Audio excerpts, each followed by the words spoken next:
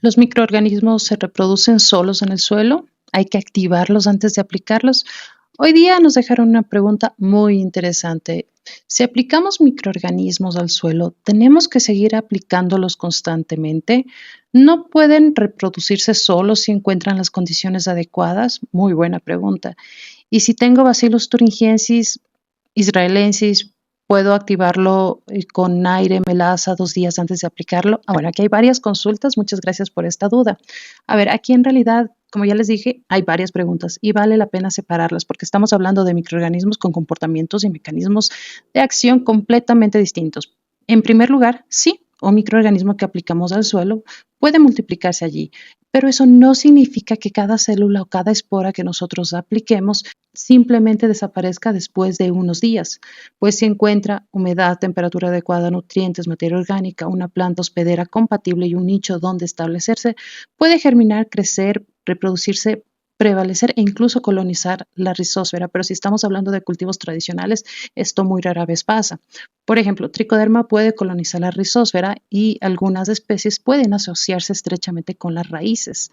Bacillus también puede establecerse alrededor de la raíz y algunas especies forman endosporas que les permite sobrevivir cuando las condiciones dejan de ser favorables. Entonces viene la pregunta lógica, si pueden reproducirse, ¿por qué entonces la constancia en las aplicaciones? Porque hoy día hablamos justamente sobre la constancia de las aplicaciones y esto es principalmente para los cultivos tradicionales. Porque una cosa es que un microorganismo pueda multiplicarse y otra muy diferente, garantizar que mantenga indefinidamente esa misma población suficientemente grande y metabólicamente activa para producir el efecto agronómico que nosotros estamos buscando en tu cultivo. El suelo no es un medio de cultivo estéril, es un ecosistema, un agroecosistema tremendamente competitivo, al cual estamos haciendo manejos culturales, muchas cosas. Cuando introducimos un microorganismo, tiene que competir con bacterias, hongos, protozoos, la microbiota nativa, nutrientes, espacio y además enfrentar el tema de los químicos, cambios de humedad, temperatura, radiación, pH, disponibilidad de carbono, como ya les dije, aplicaciones de pesticidas, químicas y variaciones propias del cultivo. Por eso, después de una inoculación, la población puede a veces aumentar, pero la mayoría de veces disminuir y rara vez establecerse. Precisamente nuestras recomendaciones contemplan aplicaciones periódicas porque la consistencia de estas aplicaciones depende de las condiciones del cultivo y de la presión del problema que estamos manejando actualmente en dicho cultivo. Pero aquí aparece otra palabra que genera muchísima confusión, el término activar. Realmente, ¿qué significa para ti activar un microorganismo? Bueno, en microbiología, cuando hablamos coloquialmente de activación, generalmente nos referimos a llevar células o estructuras que estaban con baja actividad metabólica a condiciones favorables para que recuperen esa actividad, germinen y comiencen a multiplicarse y generar cierto metabolismo. Pero eso sí, cuidado, activar no significa simplemente poner cualquier microorganismo en agua con melaza y aire durante 2 días. Entonces, en el momento en que proporcionamos una fuente de carbono, nutriente, agua, temperatura y oxígeno, con la intención de aumentar la población, ya nos estamos acercando a un proceso de cultivo o propagación microbiana y ya no simplemente es activar. Y ahí necesitamos controlar pureza, contaminación, concentración, viabilidad, pH, temperatura, los tiempos en los que se encuentran ahí.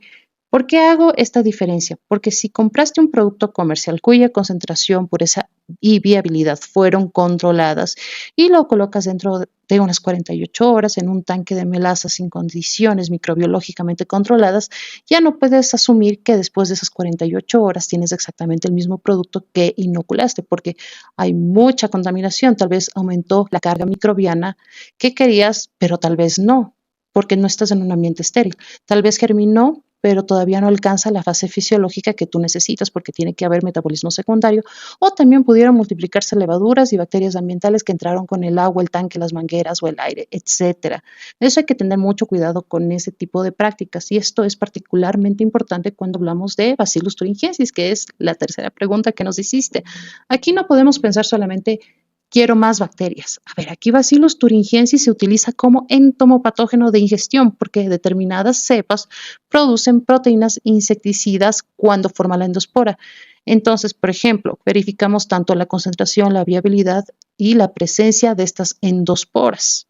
Por eso, si tienes 1 kilo de Bacillus thuringiensis, yo no recomendaría asumir, no, más bien, yo no recomendaría que tú hagas esto de aplicar, de dejarlo 48 horas con melaza y aire. No lo va a hacer más potente, va a hacer que la célula se vuelva otra vez vegetativa y vas a perder la endospora. Podrías modificar ese estado fisiológico de la población sin saber qué está ocurriendo con las estructuras y componentes insecticidas que tú necesitas.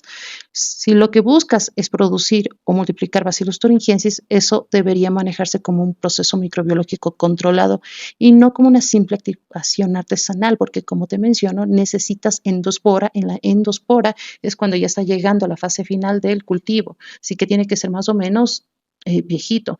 Algo importante, no todos los entomopatógenos necesitan llegar al insecto de la misma manera. La mayoría son de contactos, pero Thuringiensis funciona por ingestión. La larva tiene que consumir ese material que ha sido tratado con Bacillus thuringiensis y actúa en el sistema digestivo. Por eso no sirve mucho tener una excelente concentración si aplicamos el producto a la larva cuando no está alimentándose y cuando no está la endospora. En cambio, los hongos entomopatógenos como Beauveria, Metarrhizium, trabajan principalmente por contacto. Es muy diferente y bueno, esto es otro tema que no nos concierne en este video. Y aquí queremos que los conidios lleguen al cuerpo del insecto, se adhieran a la cutícula, germinan, producen enzimas que facilitan la penetración, colonizan internamente al hospedero y finalmente provocan su muerte. Por eso con estos hongos importa muchísimo más lograr una buena cobertura, llegar al insecto y además proteger las esporas de condiciones ambientales desfavorables. Pero estas esporas son de reproducción, las del bacillus son de protección, que son dos tipos de esporas completamente diferentes y es muy importante que tomes en cuenta eso. Acuérdate que las de Thuringiensis son de ingestión y tienen que estar formadas en la endospora, así que cuando alguien pregunta cómo activo mis microorganismos antes de aplicarlos, mi primera respuesta sería: ¿qué microorganismo tienes? ¿En qué formulación está? ¿Qué quieres conseguir con esa activación? Porque no es lo mismo despertar una espora de reproducción, una espora de protección, preparar un inóculo, multiplicar biomasa, inducir esporulación o metabolismo secundario, simplemente diluir un producto formulado para aplicarlo directamente. Tampoco podemos manejar igual un tricoderma que queremos establecer en la rizósfera, un bacillus que queremos utilizar como antagonista o un Bacillus thuringiensis que necesita ser ingerido por una larva o una Beauveria, perdón, otra vez me trabé, una Beauveria que necesita entrar en contacto con la cutícula del insecto. En fin, en microbiología agrícola no deberíamos aplicar recetas universales, acuérdense en eso. Primero, entendamos la biología del microorganismo, después su mecanismo de acción y finalmente diseñamos la mejor forma, la mejor manera para poderlo aplicar y que tenga mejor efecto. Si me escuchaste aquí, yo te lo agradezco mucho. Somos Laboratorio Microbiolab, estamos al servicio de Ecuador y Latinoamérica. Mi nombre es María Esther Cortés, soy microbióloga. Puedes dejarme tus dudas, comentarios para seguir aprendiendo juntos más acerca de microbiología agrícola.